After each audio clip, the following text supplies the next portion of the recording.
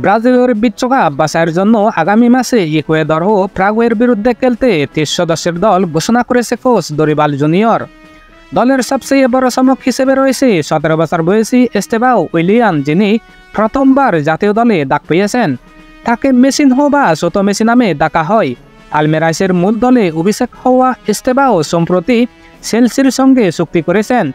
নতুন মুখ হিসেবে ডাক পেয়েছেন 23 বছর বয়সী লুইস হেনরিক, কিন্তু বাদ পড়েছেন রাফিনহা, গ্যাব্রিয়েল মার্টিনেলি।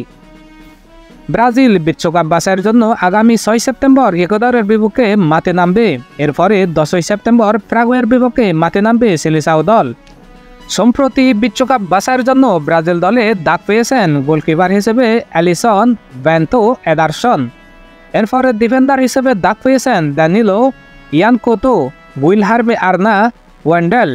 আরও ডিফেন্ডার হিসেবে রয়েছেন Beraldo, Eder Militao, Gabriel Magalhaes, মার্কুইন হোস।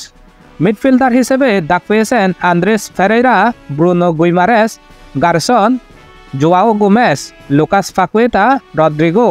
ফরওয়ার্ড হিসেবে ডাক পেয়েছেন Endrick, Estevao Willian, Luiz Henrique, Pedro, Savinho, Vinicius junior.